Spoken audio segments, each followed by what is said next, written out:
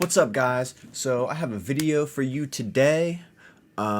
This is actually the second time that I'm recording this video because the first time I had my mic muted, so none of my audio was recorded. So without further ado, I'm going to get into this video. Hopefully you like it. If you do, drop a like, subscribe, hit the notification bell. With all of that said, we will get into this video. The first time it was like 25 minutes long, but I'm going to try to cut it short. A little bit shorter than that. So now I'm going to start out with, I'm going to go by just category. So each system that I see in each category, give it a quick explanation for why it's in that category. And then I am going to move on. Alright, so Game Boy Color. It had a lot of classic games on it. You had like Pokemon games, Zelda games. You had like the classics, red, blue, yellow, gold, silver, and crystal. Really solid game selection, but the actual, the system was pretty bulletproof itself. But the inability to play it in the dark, have to give it a B tier. The game, I'll go to the Super Nintendo. Super Nintendo, super nostalgic for me. It was actually the very first game system that I ever played. I remember playing Super Mario World, some of the Zelda games on there. What else? What was it called? I think Contra was on this system. All around, it was actually like it was a really durable system, and it had some good games with some nostalgic properties to them. I'll have to put this in a B category though now because I can play the games somewhat now, but they hurt my eyes because they're super bad graphically. PS2 automatic S tier. All right, so. PS2 had a lot of good games on it. The system was extremely durable. I had my PS2 Slim for like, I think it was like 10 years. That thing, it still wasn't broken. I just wanted to upgrade to the PS3. That thing was a beast of a system. You had like Resident Evil on there. What is it? Ratchet and Clank games. Like, overall, it was a good system, and definitely top tier. Let's see. Oh, dumpster fire category. There is only one system and one system only that will go in this category. The Xbox 360 arcade. This thing I had so many issues with. Like, unbelievable. I went through like 4 of them in the course of a year. Like, I got the red ring of death twice, and then the drawer fell out of them. Like, I pressed the button, it's like, deep. And the drawer would slide out, and it literally fell onto my floor twice. So 4 of those within a year. No good dumpster fire system. They also had like a 50% fail rate for the red ring of death. That thing was garbage. The Game Boy Advance. If it was just the Game Boy Advance, I'm going to add the Game Boy Advance /SP. If it was just the Game Boy Advance, because of the game catalog that came with this, I would put it at a B tier. But if I'm going with the Game Boy Advance SP, I would put it in an A tier. The reason why I didn't like the normal Advance that much is because you couldn't play it at night. So the same issue you had with the original Game Boy / Game Boy Color. You'd have to get a little adapter that connected to the top of it and then have the light that shined on the screen so you could play it. Or it's like, oh, hey, I want to play it in the car at night, but you can't because you would turn the ceiling light on, and then your parents would yell at you because they couldn't see out the back window. So regular Game Boy Advance would go in B category, but because of the SP, it'll go into A category. You had Ruby, Sapphire, Fire Red, Leaf Green. You had some, I think there was a Need for Speed game for it. You had a Grand Theft Auto game for it. Like, overall, the games that came with that system, for what it was, were really good. Now on to a system that I think is highly slept on, the GameCube. The GameCube had so much stuff you could do with it, and believe it or not, for that generation of console, out of the PS2, GameCube, and Xbox, I believe that it was the most powerful of all three systems.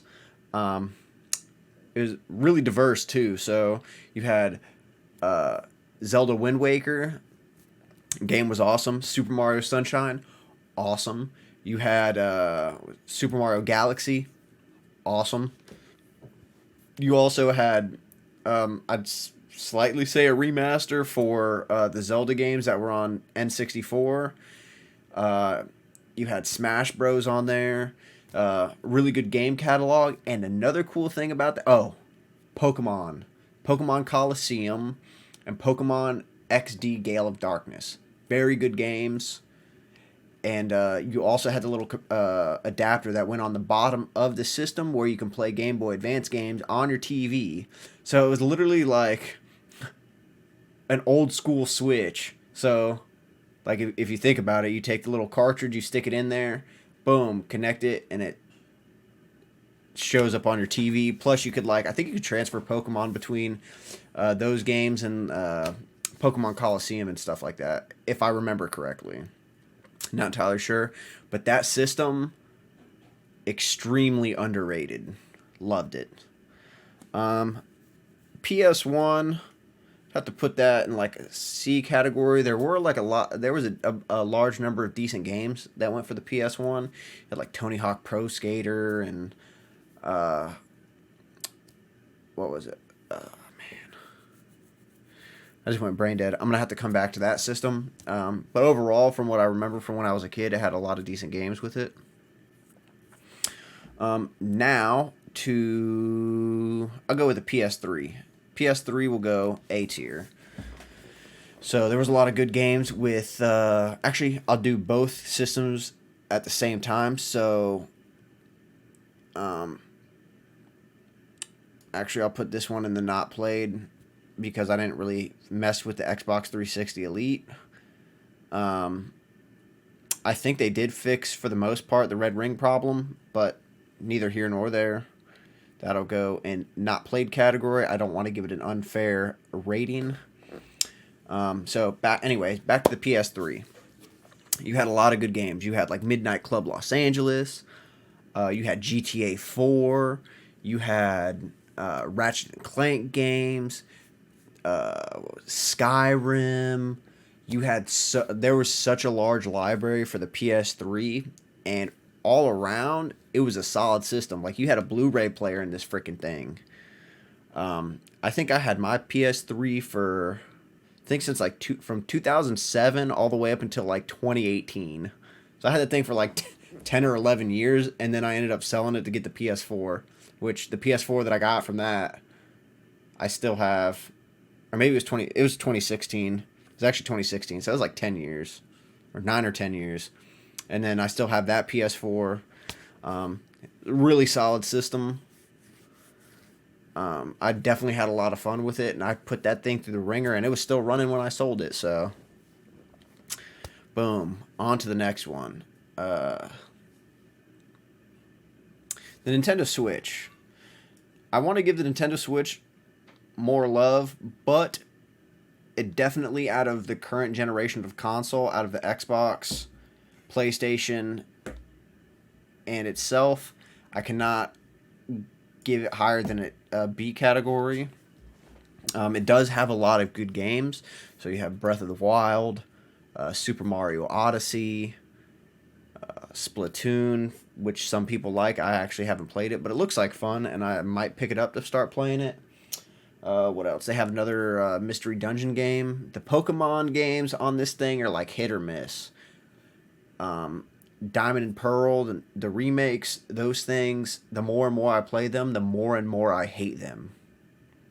Like, there's so much stuff that they screwed up in that game, it makes me, like, hate the Pokemon company. Sword and Shield were like, eh. Like, they weren't that great. They were okay. They were, like, average. There's something new, but eh. Now to, Another GOAT in the game. S tier, Nintendo 64. Nintendo 64, like the PlayStation, had like Tony Hawk Pro Skater 1 and 2, which I played a lot as a kid.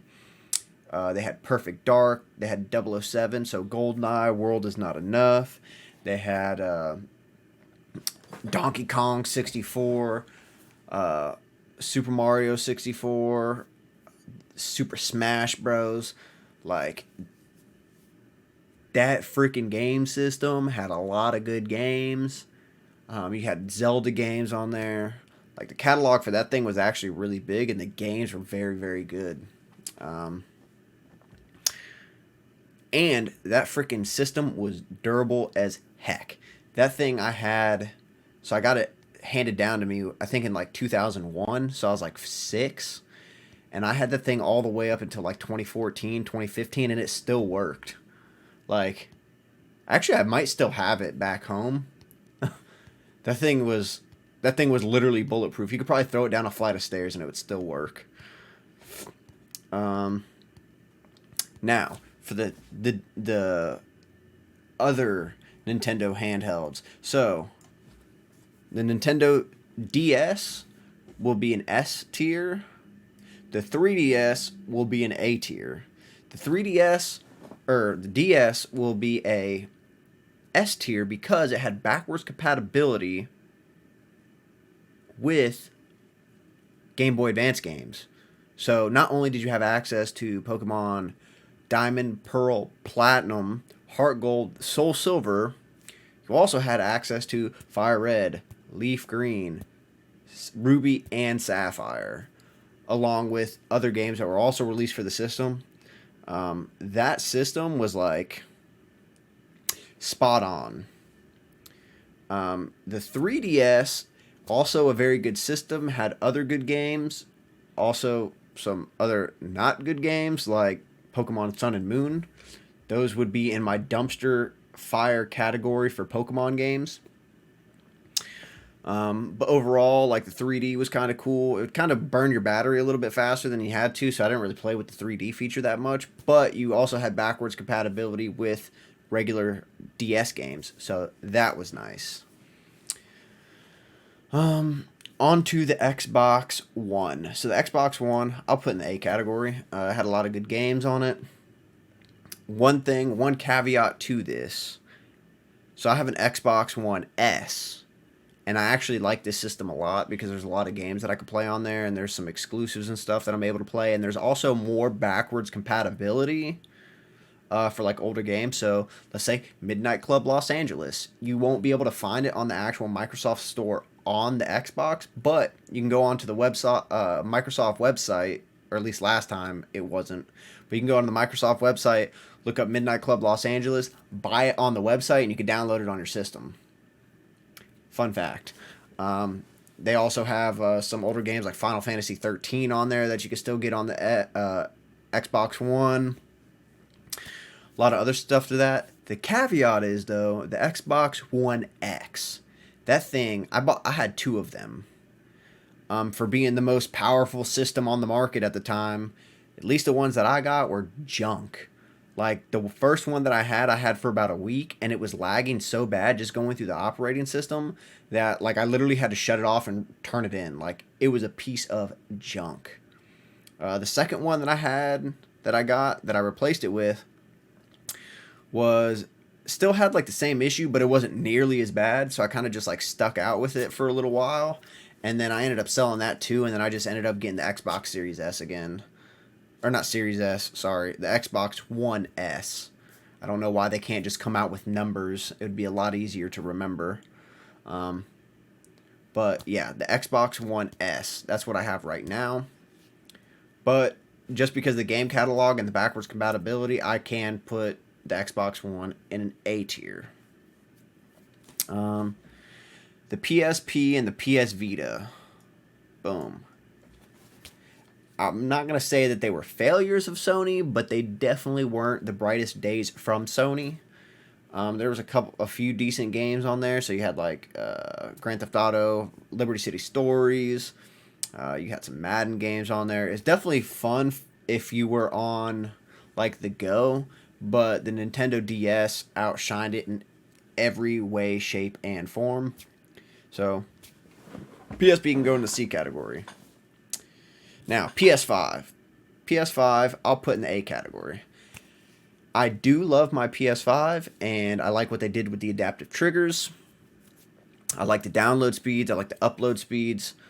This thing is a powerful system. This thing can literally, like, you could put a game in there, and it'll be ready to play in like 5 minutes, whereas my PlayStation 4, you'd have to wait like 30 minutes, 35 minutes just for the game to be playable, and then you had to wait for like another 30 minutes just to actually play the full game. That thing, slow. But the PS5, though, I want to put it in the S category, but as powerful as it is, I'll say with the same thing. Actually, Xbox Series S, just because it's so freaking ugly, is going in the B category. Trash can looking system. But the Xbox Series X didn't really change that much from the Xbox One X. It's the most powerful system, but there's no games really that can that have come out. They're all like backwards compatible, and I think the only one that's an exclusive to the Series X is Halo Infinite or whatever the hell it's called. Like, there's nothing that pushes the console to where you need all of that processing power, and it's just like something to upsell it from Microsoft because that's what they do. The PS5, kind of the same thing with the PS5 as the Xbox Series X. Like, it has all of these amazing capabilities, but you don't really get to use them that much because there isn't games that utilize those functions that much yet. So otherwise, I think the if the systems did perform to their functionality, the PS5 would be an S tier and the Xbox Series X would be in the A tier. So they would both move up one tier. The PS4, that I will put in. No, I'll put that in B category. I do love my PS4 a lot.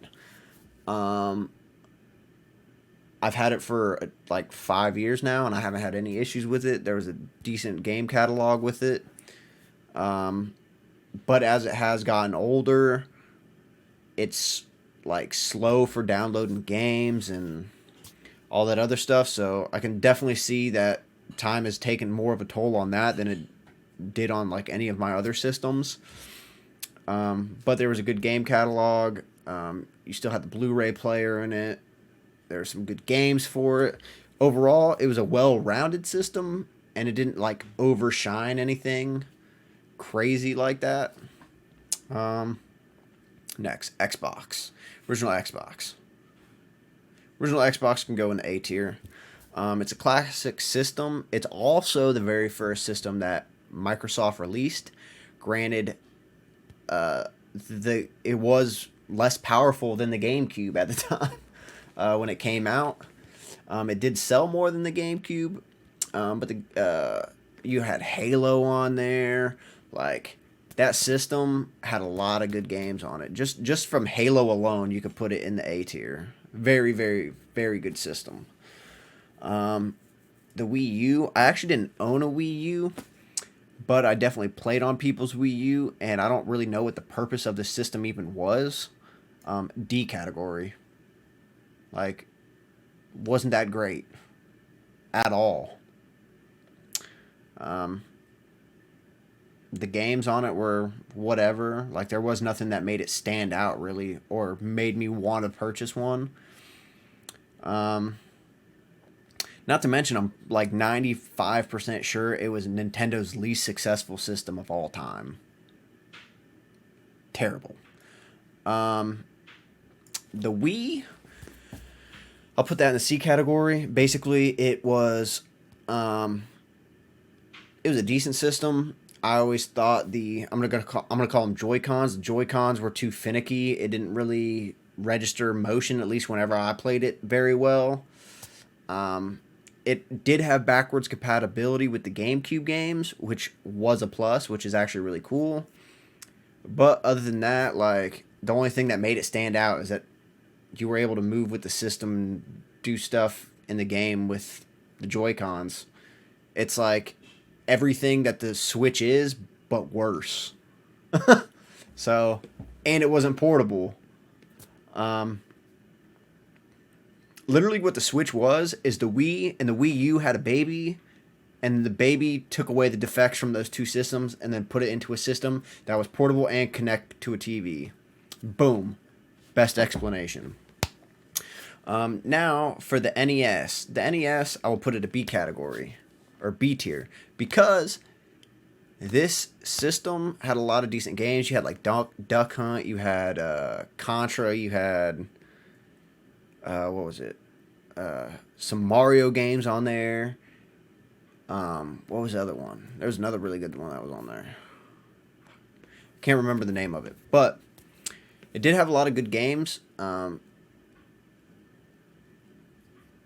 Now though, I can't really play them. They hurt my eyes. Like the graphics are so bad, and I realize that the system is like 25 years old or 28 years old or something like that. So I can't really take points off for it like that because otherwise it'd probably be in a C category. But because of nostalgia purposes, it will be in the B category.